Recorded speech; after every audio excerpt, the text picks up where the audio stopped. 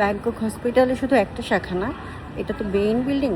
এখানে আরও প্রায় 10টা ডিপার্টমেন্ট আছে, এরকম বড় বড় ভাগে ভাগে ভাগ করা। দেখালে হয়তো শেষ হবে না একদিনে। আর আমাদের কাজ যেহেতু মেইন বিল্ডিংয়ে, এবং হচ্ছে আরেক সাইডে ক্যান্সার বিল্ডিং আছে, তারপর রিহ্যাবিলিটেশন বিল্ডিং আছে, তারপরে আরও অনেক ভ্যারাইটিস বিল্ডিং আছে। কিন্তু আমার যেগুলো দরকার সেগুলো এই বিল্ডিংগুলোই দরকার হয়। আর মানি এক্সচেঞ্জ করতে ক্যান্সার বিল্ডিংয়ের দরকার হয় ডিপার্টমেন্টের, তখন ক্যান্সার বিল্ডিংয়ে যাওয়া হয়।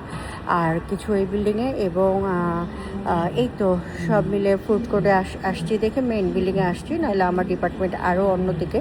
আর ওরা কার্কেট দিয়ে দেয়, মানে ওদের গাড়িতে করে সরাসরি হলিডে ইন হোটেল থেকে নিয়ে আমাকে ওই বিল্ডিংয়ে পৌঁছায় দেয়। তারপরে দেন আমার ট্রিটমেন্ট শেষে আবার ওদের কার্ড ডাকা হয়। কার্ড ডাকলে ওরা হচ্ছে ওদের কার্ড দিয়ে আমাকে আবার হলিডে ইনে পৌঁছায় দেয় আমাদেরকে।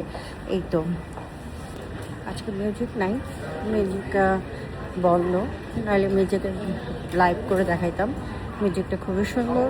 এখানকার মিউজিকগুলো দেখলে মনে হয় যে অনেক প্রাণবন্তন একটা জিনিস, মানে ভালো লাগে। এখানে বসে বসে সবাই মিউজিক শোনে এই ডিপার্টমেন্টে। কিন্তু এখন কেউ আজকে নাই, সো মিউজিক বন্ধ।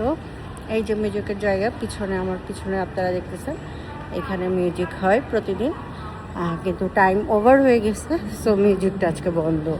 এই যে এখন যাচ্ছি আমরা, আমার জামাই সহ যাচ্ছি ফুড কোর্টের ভিতরে।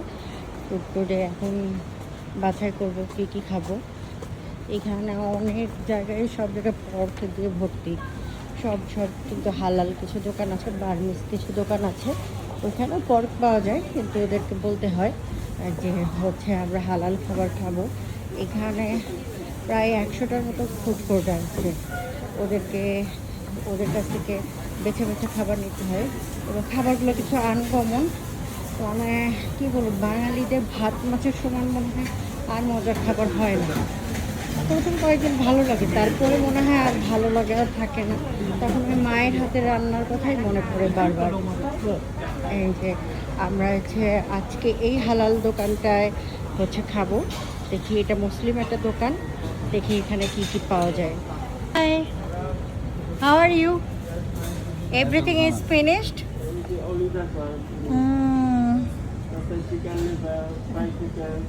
And no beef? Finished. This. No, this is pork. Okay, thank you. Sadika.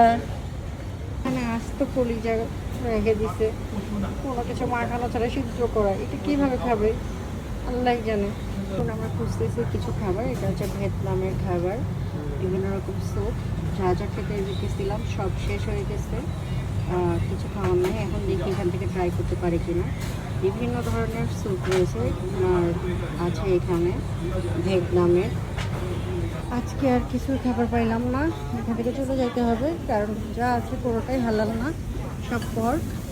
আর হচ্ছে কি যা আছে সব ফিনিশড। তো দেখি এখানে কি আছে। যা আছে কলিজা, লিভার, কাঁচা কাঁচা সব দাও। গরু, মুরগির মাংস খেতে এগুলো মানুষ কেমনে খায়? ভাই আপনাদের খাবার ডিসিশন নিতেই তো একদম সময় লেগে যাচ্ছে, 10 ঘন্টা। এগুলো কি খাওয়া যায়? হ্যাঁ, নাও দেখি, ট্রাই করে দেখি পারি কিনা। তবে উইদাউট পর্ক নাও, পর্ক নিও না। লিভার, এখানে কাঁচা লিভার সিদ্ধ করা, অনলি সিদ্ধ করা।